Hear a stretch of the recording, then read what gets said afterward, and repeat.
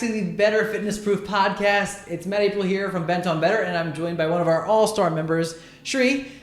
Sree, can you introduce yourself and tell everybody a little bit about you? Hi, everybody. So I'm Sree. By profession, I'm an IT professional, but I have two grown kids and in-laws, and I live here in Westchester, very close to BentOnBetter. Yeah, and you're missing somebody. Oh, my husband. Yeah, he's important in the story. Yes. So a little behind the scenes, this is actually our second take because the first take completely deleted itself. So we're doing this again. So Sree, I'm going to have you tell us all the way back from the beginning. So when you and I first met, we met at the YMCA because I used to work there, and I worked with your husband, Siva. He hired me. We worked together, and then he decided to introduce you to me. So let's tell the story of how we met. So I've not ever worked out before. I knew I had to get that into my routine, but I didn't know how. I didn't know what to do other than walking and using the treadmill.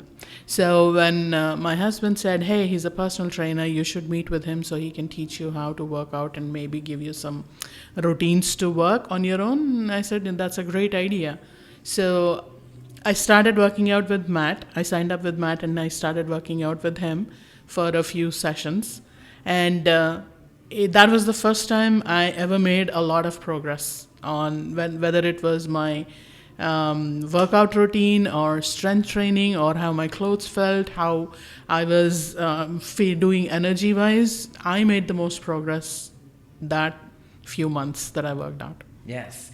And when we were first working out together, we were finding that even just the simple things of walking were getting you really out of breath, and strength training, lifting up weights was really, really, really challenging, which for a lot of people getting started, that's the story. Yeah. There's one thing in particular that I want to bring up is that when we used to warm up, we'd have you walk on the incline, and I remember you just getting so out of breath and just waiting for that time to be done where I'd hit the stop and then we'd go warm up and go do our workout. Yeah. But do you remember the time that I had you try lifting the 50-pound kettlebell? 50-pound kettlebell. Yes. I didn't realize that I could actually lift a 50-pound kettlebell. I didn't realize the strength I had in me. So it was good that he reminded me that I had a lot of strength, upper body strength, and I should technically train it so I can do more weights, which was best. That I didn't have the confidence that I can actually get through the strength programming. I didn't think I am for strength. But that was good. That was a really good session. Yes. And even the simple things. Yes. Squats and lunges were very difficult for me. Simple squats and lunges, I would be like they were torture. I wanted to run away from them. But today, I can handle them. I don't have any issues. Today, we did the curtsy lunges in the morning. Mm-hmm. It was good. I said, my form is so much better. And then I was remembering it. I knew I was going to do the podcast today, and I was just remembering what a pain I had 5 years ago doing the lunges. Yeah. So, yeah. And so when we were training, even just modifying the simple movements, that was a big thing. So modifying planks. Like the planks. Yeah. That was big. Yeah. Because where you were starting in a place where fitness wasn't part of your lifestyle. No, not at all. And you've always been a good student. You've always been a good student because you would listen to what I would say, and then you would try it yourself. And then if it wasn't happening the way you wanted it to, we would then modify, finding a way that you could. Yes. And you said something earlier that I want to bring back up about the going to like Costco. Like, what was the thing? Yeah. So carrying a 10-pound rice bag from Costco was a challenge for me back then. Today, I have no issues. I can actually carry 20 pounds in both of my hands and then, bring it to the car. And I'm like not even out of breath at all. So I've come a long way. So my husband does tease me about it a lot. Hey, you're the one who's going to BentOnBetter, and you should be able to carry this without any... So yes, I've come a long way. You have. Yeah. So let's paint that picture for everybody, because everyone who's watching and who's listening, they don't know Sree's story. They don't know your whole story of where you started. So even though we're introducing it now, there have been some hiccups. There's been some things with your knees and with your back. So walk me through the story. So I think I was in my early 20s when I had 2 knee surgeries. So I have a bad knee. My right knee is where I had the surgery. So ever since the surgeries, I'm a little conscious about my weights, how I carry myself, how I, handle anything, any activity at all. And then because I have a desk job and a poor posture at sitting at the desk, did bring about some back issues too. So for me to actually get over the hurdle of, oh, maybe if I do this, I'm going to hurt myself, I'm going to hurt my knee, I'm going to hurt my back, was a big challenge for me. So even if Matt would say you should do this, in the back of my mind, I would say, you know what, no, I think you shouldn't do this because it might put pressure on your knee, so back off, look for an alternative. Today, I do not do that. I've come a long way where if the exercise is set to do it this way, then I do it exactly the same way, correcting my posture, my form. I'm not afraid of the pain in my knee or my back anymore. That's a big thing for me. That's a really big thing. Yeah. And I remember you said it's in the back of your mind. It wasn't just in the back of your mind. You'd also let it come out in the front of your mind in your mouth. You would say things like, I don't know if I should lift that much weight. Are you sure that's enough weight? Should I be lifting that much weight? I remember that so much. Like you would question the choices of weights that I would grab and I'd say, here, let's do this. Yeah. And you'd say, oh, I think that's too much weight. I said, no, you got this. So you can do it. And you'd do it like every time. Yeah. Every Today time. I can push myself and say, I think this feels a bit easy. This looks easy. Maybe I should just bump up the weight. I'm not afraid of doing that. So I've come a long way. Thanks to all the strength training. I should say that. I love it. It's music to my ears. So let's take me through the story of when you mentally realized that strength training was the answer for what you wanted to see. And then down the road, we'll talk about the progress that you've made and what you've been able to do, sustain all the changes in yourself. But talk to me about the mental challenges and hurdles that you've had to overcome yourself. Yeah. So for me, cultural thing, because I'm from India, and food is the number one challenge. It's not something like I make sandwiches or it's just 2 slices of pizza or something. We just cook together and we eat together. So when you're sitting at the table and then having food, you're not stuck to just one serving of it. You just go back for more servings. And so culturally, I think, trained that way from childhood. So that got me into trouble. As I grew older, that many servings of food is not good for me. And for me to actually stop myself and say, hey, you just need to stop at this has been a challenge for me. So becoming aware of that was the first and foremost hurdle. The second one was, how much you want to come for a workout. You need to come in at least 2-3 times a week. But the more you strength train, the more you experience soreness in the body. You have to get over the soreness and then have a discipline to show up, come rain or shine, is the second hurdle. If you can get past those 2, right, then you realize the combination of both the workout and the awareness of what you are eating really goes a long way. That took me a long time. Yeah, and we're still working on it, right? I'm still working on it. Still working on it. I haven't reached my goal yet, but I'm still working on it. Because it's a journey. It's a journey. And it's the destination and the distance that keeps us moving forward, but it's the journey and enjoying that journey. Yes. Is how we're able to keep moving. Yes. So you're in a place now where what size kettlebell are you picking up now? When 50 what's was the a big peach? deal. What's the peach? So at that time, 50 pounds, I think we made like 1 or 2 reps just to try it out, just to prove to you that we could do it. And at that time, it was such a mental hurdle. But now you pick up the peach, which for people listening in, the peach is 62 pounds. So, squats. I do squats with them. And you do squats with them, and you're doing multiple sets. Multiple sets of squats. And multiple reps. Yes. And that's and no knee pain. No knee pain. Back pain. No back pain at all. That's huge. Thank you. That's huge.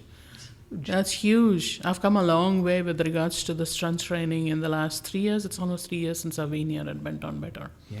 So I've come a long way. Yeah. Yeah. And you still have so much more that I know you want to do. Yeah, definitely. And for you, and so going back to the journey, tell me about and then when we had some knee and some issues come up with, so walk me through back in I think 2018, we had some issues coming in when you were getting back into the routine, when you were having some knee pain coming back up. What did you do and what did you realize at that So time? I think it's all in the form. Obviously, you have to be aware of how you're doing the weights. And if you lose that awareness, you will hurt yourself. And I did in the beginning, very beginning, lifting the kettlebell the wrong way from the floor, or doing this or that. I did hurt my back.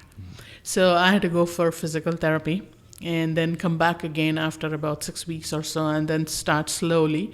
Again, you just can't go back to 62 pounds. Now I've hurt my back lifting 62 pounds kettlebell the wrong way, and then come back and do 62. So I had to build myself up again, starting with no weights at all, just using body weights for the squats and everything, and then slowly come to the peach. So now consciously, when I go to pick up the kettlebell for the exercise, I know I need to be in the right form to lift it, so I don't have to go back for physical therapy again. Yeah. And then the knees too, because I do have bad knees. And then if I'm not doing the squats the right way, I know I'm going to hurt myself. But I have wonderful coaches that are always there correcting my form every step of the way. They'll tell you, Sree, they'll stop you and then say, Sree, hold on, stop, pause. I'm going to correct your pause. Think of it this way, and then they'll make sure that you're doing the right way. That's the best part about everything. You're not on your own, So you're there. You have your coaches watching every exercise that you're going through every day, and then correcting your form. That form is very important, and I've realized that. Thank you to all my coaches. Oh my goodness, of course. Big shout out to Nick and Alicia and Molly and Lynn. You guys are bomb.com, because form is so important. And it's unfortunate we're in an industry where so many people get caught up in the idea of like, I just need to work out, sweat, move. And they forget about the form. They forget about the movement and looking at it from the foundation of what you're actually supposed to be doing. Because no matter how hard you work out, if you get hurt, then you're done. You're done. Yeah. But if you can think about your form, right, and be mindful with it and have someone paying attention, so that way when you forget, they call you out. Yes. Even to this day, on a daily basis, I must have done the same exercise many times over the months, but still there's a possibility that I get the form wrong. So listening to what your coach is telling you, correcting your form, helps you go a long way in building the strength. You lose your form, you hurt yourself, you're not doing any good. So I don't know. Yeah, that's the nail on the head.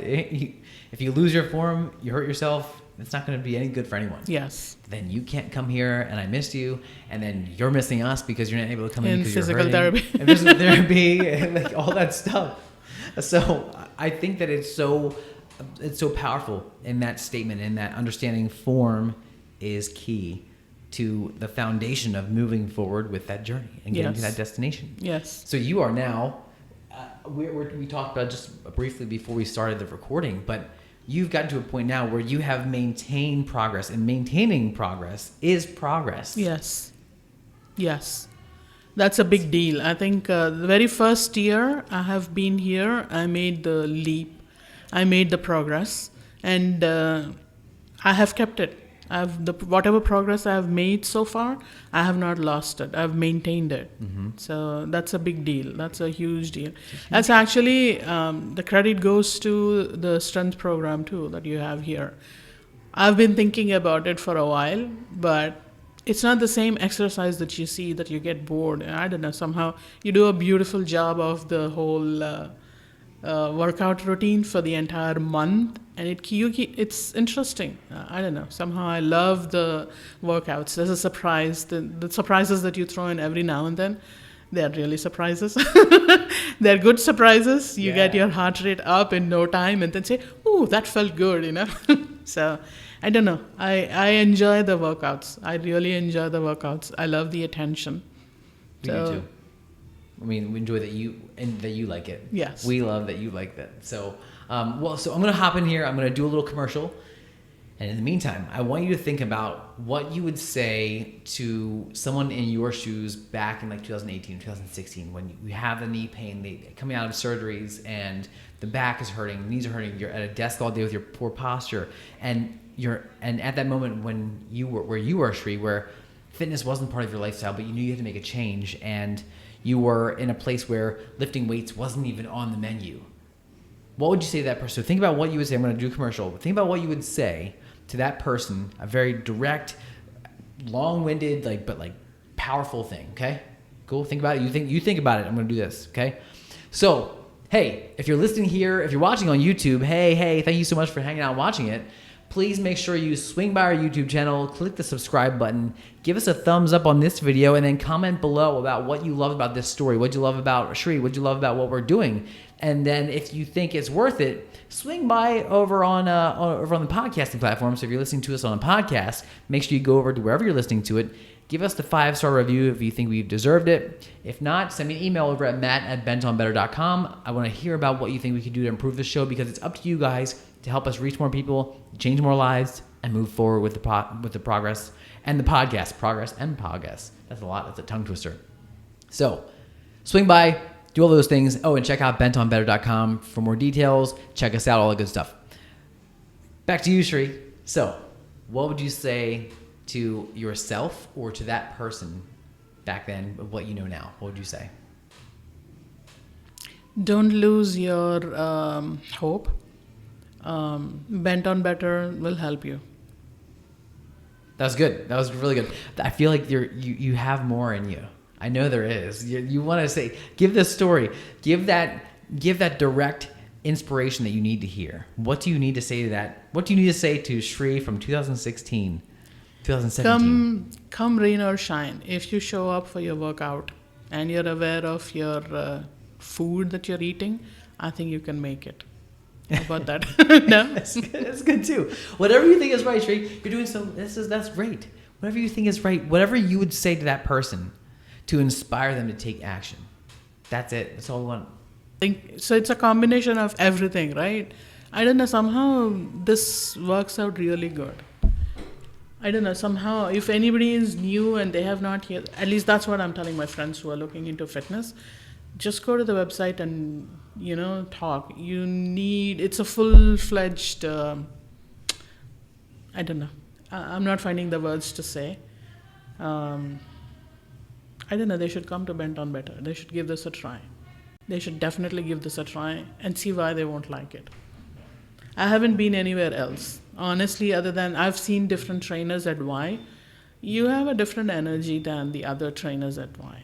Honestly, your energy was different. That's the reason why when I fell off the wagon and I needed to get back on track, you were the first person that I had to reach out to.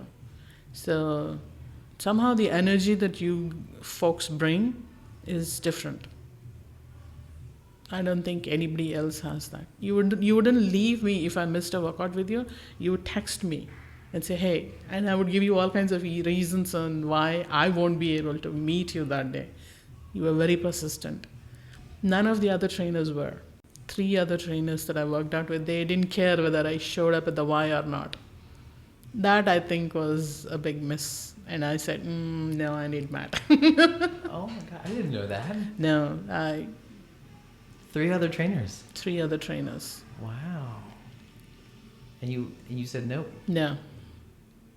They were not persistent like you were. They were not persistent.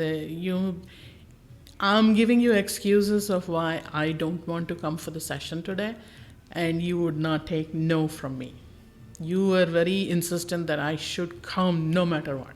So what you would say was, okay, so we'll not do the whole thing, but why don't we just work out on what you can do today? That was the best part about the whole workout session. That's what made me realize that maybe I need that. Today I don't need a nudge. I know I need this. I know I don't need anything else. I just need this, But back then I did not. So that's why I said, come rain or shine, whether you're in pain or whatever it is, right?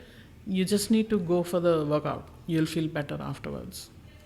That's an advice from myself back in 2016. That's good. Cool? Cool? Good? Good. You're awesome. You're awesome. Thank you so much for hanging out. And thank you for hanging out with us. We'll see you again next time. Bye.